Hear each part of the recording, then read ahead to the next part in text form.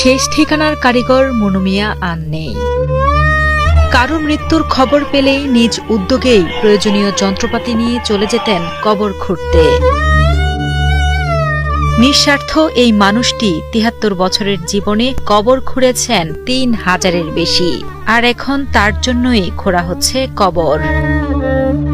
দ্রুত সময়ে কবর খুঁড়তে যাওয়ার জন্য মনু মিয়া একসময় নিজের দোকান বিক্রি করে কিনেছিলেন একটি ঘোড়া।